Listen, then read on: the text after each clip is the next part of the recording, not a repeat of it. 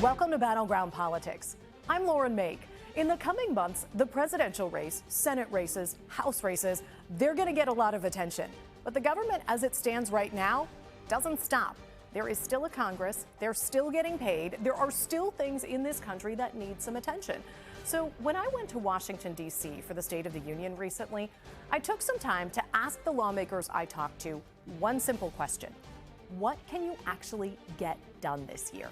You're going to hear some of their answers, and I'm going to talk to a local political expert to get some insight into what this means for politics and for the country. Let's start first with Congresswoman Gay Scanlon. She's a Democrat from Pennsylvania. When President Biden recently visited Delaware County the day after the State of the Union, he was in her district. Now, we talked in Emancipation Hall in the hours before the State of the Union address. Here's part of that conversation. We are in a presidential election year. We are? Yes. Okay. And politics is heightened in a year like this. And we saw what happened recently with the border bill. What do you think is realistic that you can actually get done this year? Well,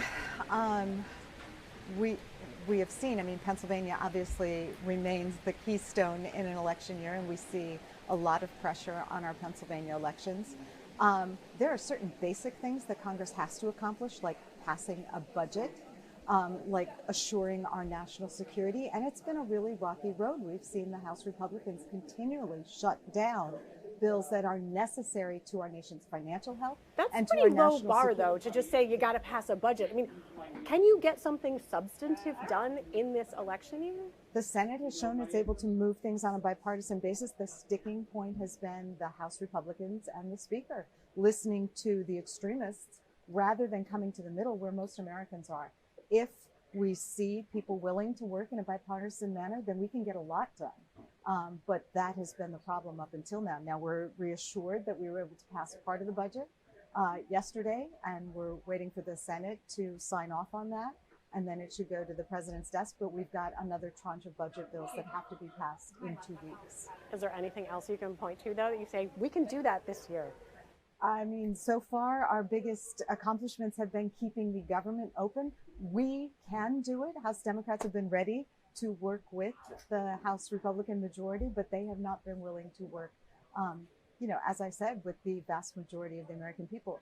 Other than keeping the government open, about the only real concrete accomplishment this Congress has had has been kicking out George Santos, and that was well-deserved.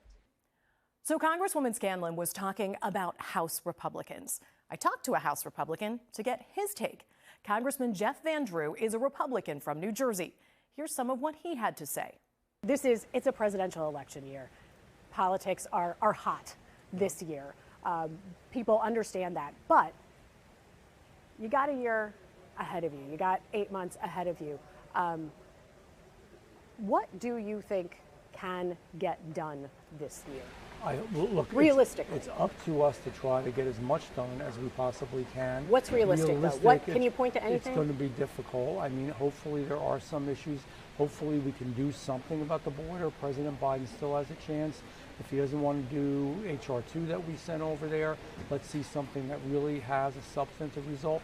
For example, but not that Senate bipartisan bill. That's a non-starter for you. Let me tell you why it's a non-starter. If that bill was good, it would have made it through the Senate. It's irregardless of what a previous president said. Well, it would have made it through the So Senate. you don't think President Biden, you don't think former President Trump has any influence on that? I don't know if he did or not, but I'll tell you this. I made my decision by reading the bill, and I read every single page of it. And I think other members did that as well. It was nowhere near what we had hoped for or expected. I talked to a bunch of House members, and I also talked to a couple of senators about this. Now, keep in mind, all 6 of the senators from our area representing Pennsylvania, New Jersey, and Delaware, they are all Democrats. So that is the perspective that we're getting. But the Senate has had some success in doing things in a bipartisan manner. I talked to Senator Carper, who is in his last year in office. He's retiring at the end of this term after a long career in politics. We talked in his office before the State of the Union speech. So on the border or on anything, given the political environment this year in an election year, what can you accomplish? I don't know where to start.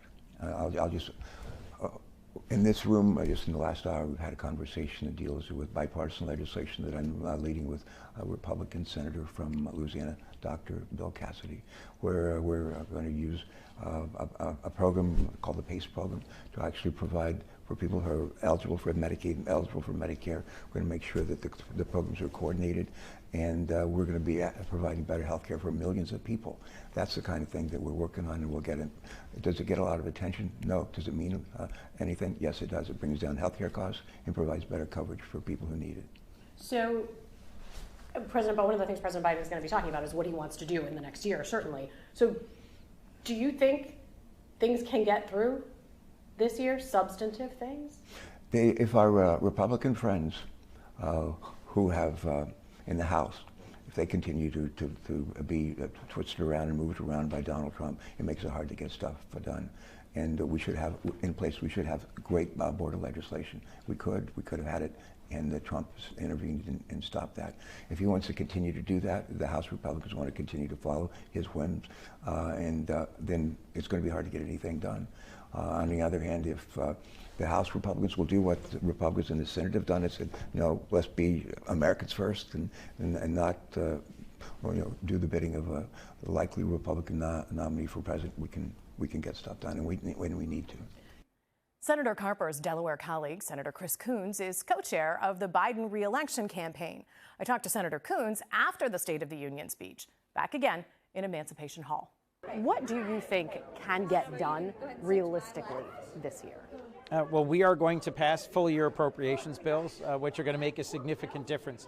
Instead of what many in the Republican caucus wanted in the House, sharp cuts to spending, significant new changes in policy, we're going to continue to invest in things that will make America safer and stronger. I am still hopeful we can take up and pass, well, we have passed it in the Senate. I'm hopeful they will pass in the Senate. Aid for Ukraine, humanitarian support, support for other critical allies around the world. There are a few other bills, the Children's Online Safety Act, that I'm hopeful will pass, that the president called on us to take up. And frankly, I hope we'll go back to the bipartisan border security bill, put it on the floor again and see if there's any chance we can pass it, or if former President Trump will continue to oppose it. So that's what the politicians have to say. To dive deeper into what's possible for election year productivity, I talked to Michael Hagen. He's an associate professor of political science at Temple University. So thanks for taking some time and talking politics with us. Let's talk about where we are this year. This is an election year. And when we talk about what Congress can accomplish, how are election years different? Well, I think mainly the anxiety is ratcheted up a few notches. Everybody's concerned that everything they say and do will provide a basis for a 30-second ad, especially in the House, obviously, and those who are up for re-election in the Senate. And there's the added pressure that comes from the presidential candidates wanting things to be a certain way and having plans and wanting the Congress to act in ways that are consistent with that. So it's a complicated period of time, that's for sure. What have you seen in past election cycles? Does this tend to be a period where not a lot gets done? Yeah, I think that's fair to say. It's not, I mean, for one thing, members of Congress are thinking about other things. They're off, campaigning. And there is this sense that they'd like to get as much certainty in their future as possible, and that typically argues in favor of acting less rather than more. And it's the anxiety this cycle seems to be greater than usual for a few reasons. Number one, the presidential race has all sorts of anxieties embedded in it. And number two, control of both chambers is up for grabs and on a knife edge. And so everybody's concerned about everything that everybody's doing. Yeah, that's a good point, that you're talking about not just a presidential race, but not every election year is one where the balance of power could also be at stake. Absolutely right. Yeah. Yeah. And I would think you mentioned they want to be back campaigning. Schedules can also play a role in this as well, just in terms of how often they're in Washington or whether they really just want to be back home. That's right. That slows things down, and especially when the when the balance of power is so close, 3 people being out of town means they might not want to bring something up for a vote. So there's also sort of an X factor here that is a little bit different. You've got a nominee for one party who, former President Trump, who is not in the government right now, but who can have an awful lot of influence on the policies that do or don't get through the Congress. How does that impact things? Well, I think it adds another complication for members of Congress. That's for sure. They're concerned that President Trump, if he were to find something in what the Congress is doing that he disapproves of, would let that be known, and the folks who support him all over the country might express their displeasure in the congressional elections ahead. So at least that's the calculation. That's the logic by which members of Congress are paying a lot of attention to what Donald Trump says and responsive to what he says. Yeah, and this particular year also comes at a time where if they don't do anything, if this is just a period of time where nothing gets done, that could impact the entire world, really, because you're dealing with a situation where you've got Ukraine, you've got Israel, and if the U.S. were to just not move on aid for either of those places, that could really affect things internationally. What are the dynamics there? Yeah. Anxiety about the American election is not confined to America this time around. The whole world is watching, or large chunks of the world watching, and hoping for an outcome that favors their side, or at least hoping for an outcome that doesn't produce some sort of meltdown. That is the worst case scenario, I guess. Again, I think members of Congress feel that they're being pulled in a bunch of different directions, and there's a lot of pressure on them to not to do anything silly, I think. Yeah. Did you see anything in President Biden's State of the Union that you think could offer a pathway to folks working together to get anything done? Not a lot. I didn't see the Republicans standing and cheering very frequently. I think it was as many commentators have pointed out, it was in many respects a campaign speech. It was, and campaigns in this day and age are mostly aimed at exciting one's supporters rather than trying to appeal to opponents. So President Trump was addressing, for the most part, Democrats in the electorate. President Biden. What did I say? President Trump. And President Biden was addressing his remarks mainly to the rank and file Democrats who were watching and would hear about what he had said. And I didn't see a lot of olive branches coming from the well of the House, and I didn't see a lot of openness to compromise coming from the Republicans seated in the House either. So it wasn't a speech that was designed to create an environment in which Democrats and Republicans could work together.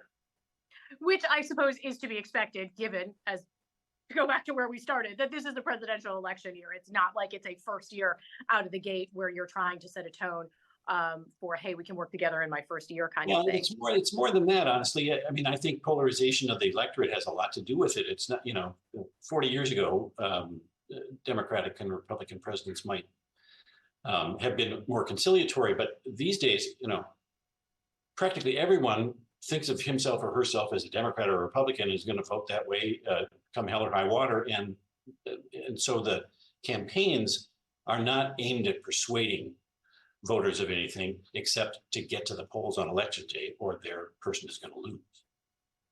And that's interesting, because not every voter considers themselves to be a Democrat or a Republican. Plenty of them consider themselves to be independents. And as you said, we've got a very divisive, situation in Washington. You also as I was talking to members of Congress about, hey, what can you get done? Some of them were saying to me, well, I'd like to get stuff done, but the guys on the other side of the aisle, they're not working with us to get stuff done. How does that tend to play with voters? Well, I think voters have heard it all before. Blaming the other side for inaction is a tried and true strategy. And I think the tactic that most folks choose in an election in which what they're trying to do mainly is to turn out their base rather than to appeal to the opposition is to point out the flaws of the opposition, because that's the one thing on which their side agrees. So it's likely to be a fairly negative campaign, I suspect, both at the congressional level and at the presidential level. All right, well, we have got a ways to go. We'll see how that turns out, and we'll see whether folks in Washington get anything done in the meantime. Michael Hagen from Temple University, thanks so much for your time. My pleasure, thank you. You can find more Battleground Politics on NBC10.com/Battleground Politics. And you could subscribe for future episodes wherever you get your podcasts.